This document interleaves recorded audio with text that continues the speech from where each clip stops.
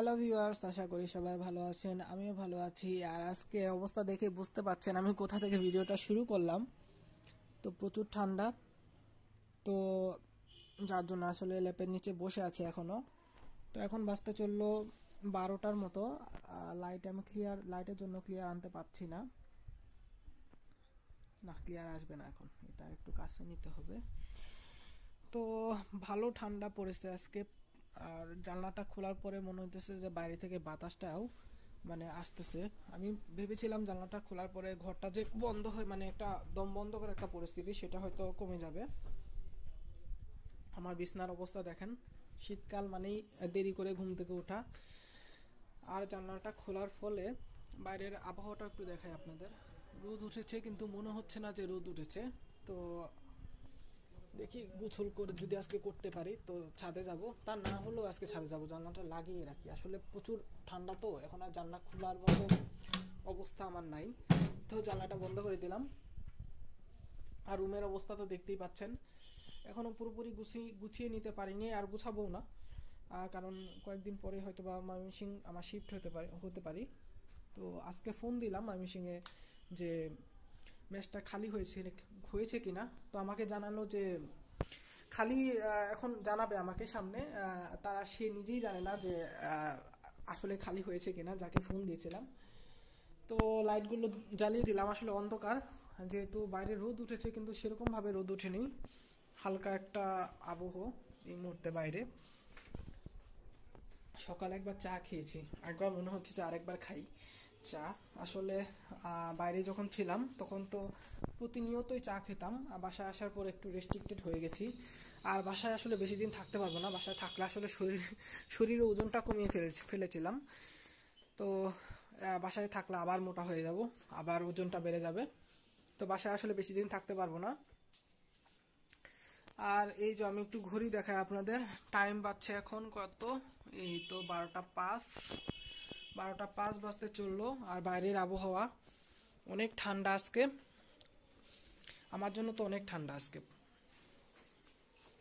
আর আমি বারে বারে আমার রুমটা দেখাচ্ছি আপনাদের, রুমটা খুবই অগোছালো।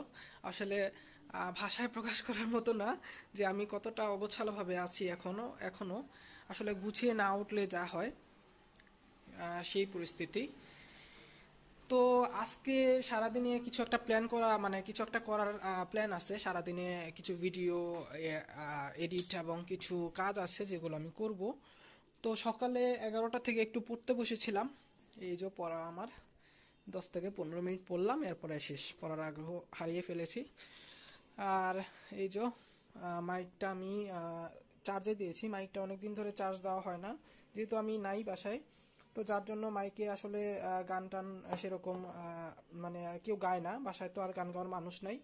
তো চার্জে দিলাম যেহেতু চার্জ নাই। আর মেসেজ আসলো মনে হয় মোবাইলে, দেখি। হ্যাঁ, মেসেজ আসলো। তো ইদানিং দেখতেছি যে কোনো সময় যদি মেসেজ আসে একটা না 3 থেকে 4টা মেসেজ একসাথে ঢোকে। আমি জানি না কেন এই সমস্যা, কেন এতগুলো আসতে থাকে হঠাৎ করেই। তো যদি জানেন অবশ্যই কমেন্টে জানাবেন কেন এখন এতগুলো মেসেজ একসাথে আসে। বিশেষ করে গ্রামীণ সিমে, আমার তো গ্রামীণ সিম। তো গ্রামীণ সিমে নেটওয়ার্ক ভালো, নেটওয়ার্ক খারাপ না, কিন্তু প্রতিনিয়ত মেসেজ আসতেই থাকে। তো আমি একটু ভিডিও এডিটিং করব এখানে, যেহেতু আমি লাইট সেট আপ করেছি এই জায়গাটায়। ওকে, আমি এর আগে একটা শর্ট ভিডিও হয়তো বা আপনাদের সাথে শেয়ার করেছিলাম, আমার খেয়াল নেই। তো আমি বাসায় এরকম লাইট সেট আপ করেছি। এটা আসলে আমার যে সিলেটের যে মেসে আমি লাইটটা সেট আপ করেছিলাম, একটু আমি শেয়ার করে আপনাদের সাথে। তো সিলেটের যে মেসে আমি লাইটটা সেট আপ করেছিলাম, তো সেই লাইটটাই নিয়ে এসেছি বাসায়। এই যে লাইটটা আমার টেবিলে আমি সেট আপ করেছি। তো এরপর যদি ময়মনসিংহ যেখানেই যাই ইনশাল্লাহ সেখানে এই লাইটটা সেট আপ করবো, ইচ্ছা আছে। আর যদি দেখি সেরকম সুযোগ না পাই তাহলে এটা বাসায় রেখে যাব। তো দেখতে খুবই ভালো লাগে, আমি আসলে লাইট এরকম করে সেট আপ করতে খুবই পছন্দ করি। যদি আরেকটু সুবিধা সুযোগ থাকতো আমার, তাহলে আমি আরও বেশ কয়েক জায়গায় এরকম লাইট আমি সেট আপ করতাম। বিশেষ করে আমার বাসার যে গ্লাসগুলো আছে, যদি আমি সেট আপ করি আমাদের যে শোকেসটা আছে, তো শোকেসেও যদি আমি সেট আপ করি অনেক ভালো লাগবে জিনিসটা দেখতে। তো আপাতত এখানে রেখেছি, এখানেই সেট আপটা করেছি। আমারও ভালো লাগে, পড়ার সময় একটু অন্ধকার অন্ধকার থাকে তো, তো বসলে অনেক সময় মানে অন্ধকার লাগে, যেটা এই লাইট দেওয়ার পরে অন্ধকারটা একটু ঠান্ডা ঠান্ডা লেগে গেছে, একটু দূর হয়ে যায়, ভালো লাগে। আর আরেকটা জিনিস হলো, যখন আমি ভিডিও এডিটিং করতে যাই তখন লাইটের প্রয়োজন হয়। তো এই লাইটটা থাকাতে সেই লাইটের অভাবটা আমার দূর হয়ে গেছে, সেই লাইটের প্রবলেমটা এখন আর এক্সট্রা লাইট আমার ইউজ করতে হচ্ছে না এই জায়গায়। তো ঠান্ডা যেহেতু আছে, গলাও একটু একটু ধরে আসতেছে, একটু চা বানাবো। তো চা বানানোর পর আবার আপনাদের সাথে কথা বলছি।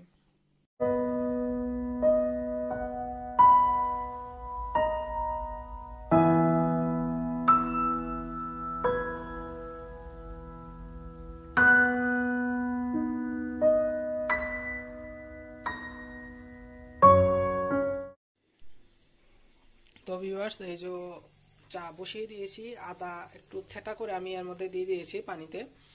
তো আদা থেতলে আমি দিয়ে দিয়েছি। কালকে রাতে একটা ঘটনা ঘটেছে, আপনাদের সাথে শেয়ার না করলেই না। এই যে আমার থেতানির যে ইয়েটা দেখতেছেন, তো এটা দিয়ে আমি আসলে কালকে রাতে একটু পাশের বাসার ভাড়াটিয়া বড়ই দিয়েছিল। আমি একটু বড়ইগুলো দেখাই আপনাদের, দেখলে আপনাদের জিভেও পানি চলে আসবে। এই যে দেখেন, এই যে দেশি বড়ই।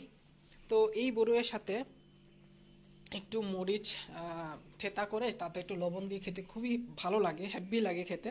মানে একটু মরিচ করে, মানে থেতা করে তার সাথে যদি একটু লবণ মাখিয়ে খান এই দেশি বড়ইয়ের সাথে, হ্যাপি লাগবে খেতে। তো আমিও সেটাই করতে চেয়েছিলাম। তো আমি একটা কাজ করেছি, আমি যে এই যে আমাদের যে প্লেটগুলো আছে, তো এই প্লেটগুলোতে এটা দিয়ে এরকম দিয়ে আমি মরিচটা রেখে থেতলানির চেষ্টা করতেছিলাম। তো সেই সময় কি হলো, আমার আসলে ধারণা নাই যে আমি কার মধ্যে আমি সেটা মরিচটা থেতলানোর চেষ্টা করতেছি। হঠাৎ করে মরিচটা, মানে প্লেটটা দেখলাম দুই ভাগ হয়ে গেল। তা আমিও তো একটু টেনশনে পড়ে গেলাম, কেন দুই ভাগ হয়ে গেল, প্লেট দুই ভাগ হলো। পরে তো আম্মুকে বললাম যে আম্মু এরকম হয়েছে, যে তুমি প্লেটের মধ্যে কেন পিরিচের মধ্যে এই কাজটা করতে গেলা, ছোট প্লেটগুলোতে কেউ করে মরিচ ভর্তা করে। তো আমার আসলে এরকম অভিজ্ঞতা প্রথম হলো। আসলে এর ভিতরে আসলে মরিচ ভর্তা করতে হয় না। তো চাইলে আমি এর ভিতরেই মরিচটাকে আমি থেতলাতে পারতাম। তো ভুল হতেই পারে, কালকে একটা পিরিচ ভেঙে ফেললাম। আমার মনে হয় প্রায় কয়েক বছর যাবত আমি কোনো পিরিচ বা গ্লাস এগুলো ভাঙি না। তো আমার মনে হয় কালকেই অনেক বছর পর একটা পিরিচ বা গ্লাস আমি ভাঙলাম। তো আমার আসলে আমার হাতে এরকম কাঁচের জিনিসপত্র ভাঙার অভিজ্ঞতা এই কয়েক বছরের মধ্যে ছিল না। তো আমার মনে হয় প্রায় 3 থেকে 4 বছর পর আমি ভাঙলাম আমি কোনো একটা কাঁচের জিনিস। আচ্ছা, চাটা সম্ভবত এখন পানিটা গরম হয়ে গেছে, দেখি চা পাতা দিব এর ভিতরে। তো এই যে চা পাতা দিয়ে দিলাম, একটু কালার হলেই নামিয়ে নিব চাটা। তো বাসায় আসলে একটু আগে আমাদের যে বাসায় রান্না করে, তো খালা এসেছিল, রান্না করে রেখে গেছে। এটা কি মাছ রান্না করেছে সম্ভবত, হ্যাঁ মাছ রান্না করেছে, এটা মাছ। আর এই যে সবজি রান্না করেছে, এখানে আছে এটা মিক্স সবজি, ফুলকপি, তারপর আর কি দেখতেছি, গাজর দেখতেছি, আলু আছে, সিম আছে, বেগুন আছে, সবগুলো দিয়ে একটা মিক্স সবজি রান্না হয়েছে। আর এটা কি, এটা শাক, জানি না এটা কি শাক, পুঁই শাক না, মনে হয় লাউ শাক হতে পারে, যেহেতু বাসার ছাদে লাউ দেখেছিলাম, লাউ শাক দেখেছিলাম, হয়তো বা লাউ শাক এনেছিল আব্বু। তো আব্বু কালকে গাজীপুর চলে গেছে। তো চাটা নামাবো, চাটা প্রায় হয়ে এসেছে, এই তো কালার হয়ে এসেছে চায়ের। তো ভিউয়ার্স, এই যে চা নামিয়ে নিলাম। আর একটা ভুল কাজ করে ফেলেছি আসলে, চাটা যেহেতু কিছু এক্সট্রা চা ছিল আর এর মধ্যে যেহেতু আদা ছিল, আমি আমার বেসিনে ঢালাতে, এই যে বেসিনটা দেখতেই পাচ্ছেন, আসলে একটু মাথা সতর্ক রাখবেন, এইভাবে আসলে বেসিনটা ভরে গেল, আমার একটু পরে আবার পরিষ্কার করতে হবে, বা আম্মু এসে হয়তো বা পরিষ্কার করবে, আমি না করলেও। তো এখন চা খাবো। এরকম আসলে তাড়াহুড়া করলে এরকমটাই হয়, তাড়াহুড়ার মধ্যে কাজটা করেছি। আসলে ম্যাক্সিমাম সময় চা খাওয়ার পরে চায়ের পাতিগুলো আমি নিচে ফেলে দিই, মানে আমাদের বেসিনের নিচে জায়গা আছে, তো সেই দিক দিয়ে ফেলে দিই। আজকে আসলে তাড়াহুড়োর মধ্যে আর এই মুহূর্তে ভিডিও করতেছি, একটু অসতর্ক হয়ে গেছি মূলত, যার জন্য আসলে এই কাজটা করে ফেললাম হঠাৎ। তো দেখি, এখন চিনি দিয়েছি, একটু মোটামুটি চিনি দিয়েছি, আদা দিয়েছি যেহেতু গলার জন্য অনেক ভালো হবে। আর একটা গানের ভিডিও রেকর্ড করব এখন এই মুহূর্তে, লাইটটা বন্ধ করে।